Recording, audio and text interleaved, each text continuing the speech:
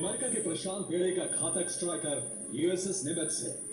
America के समुद्री बेड़े का वो घातक कैरियर जिसके दक्षिण चीन सागर में पहुंचने का मतलब सिर्फ ट्रम्प के दौरे में सुरक्षा व्यवस्था संभालना नहीं है, बल्कि किसी आपात स्थिति में न्यूक्लियर हमला करना भी है। लेकिन इसी घातक कैरियर पर अब संकट मंडरा रहा है।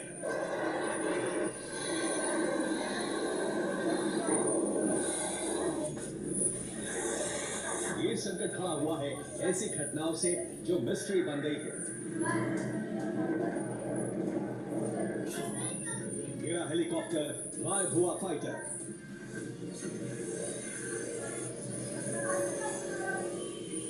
दरअसल इन दो घटनाओं को सामान्य घटना के रूप में देखा जा सकता था, लेकिन जिस जगह दोहरी घटना हुई है उसने कई सवालों को जन्म दे दिया है।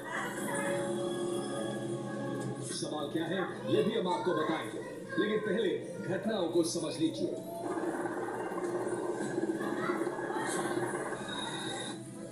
दरअसल दक्षिण चीन सागर पहुंचे यूएसएस निमित्ज से 26 अक्टूबर को 60 आर सीहॉक हेलीकॉप्टर ने उड़ान भरी थी, लेकिन ये हेलीकॉप्टर अचानक समुद्र में गिर गया, जिसमें सवार 3 क्रू को सुरक्षित बचा लिया गया।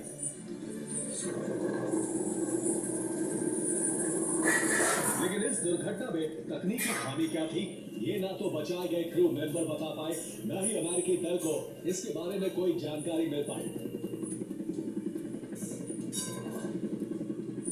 पड़ताल चल रही थी, इसी बीच 30 से 45 मिनट के अंतराल पर दूसरी घटना हो गई।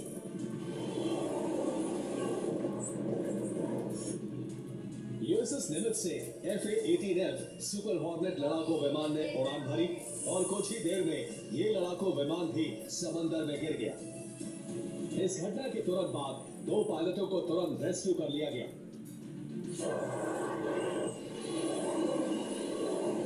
लेकिन स्थिति ठीक वैसी ही रही जैसी हेलीकॉप्टर हादसे के बाद थी।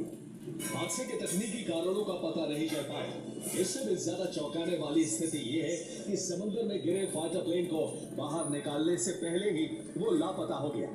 इसलिए एक ही दिन में 2 बड़ी घटनाओं ने कई सवालों को जन्म दे दिया। सवाल ये कि क्या दोनों हादसे कोई तकनीकी खामी की वजह से हुए हैं, या फिर किसी खुफिया अटैक से इन्हें समुद्र में गिराया गया है।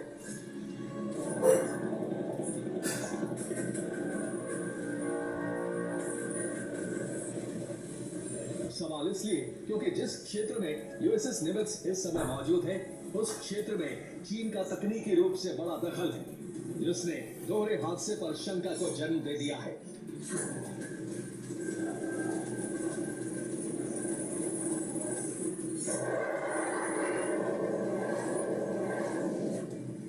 शंका यह है कि दक्षिण चीन सागर में कोडिंग सिग्नल जाम करने का उपकरण सक्रिय है। ऐसा उपकरण जिसने फ्लाइंग ऑब्जेक्ट के इंजन सीज कर दिए होंगे, और इन उपकरणों को सक्रिय करने का शक चीन पर है।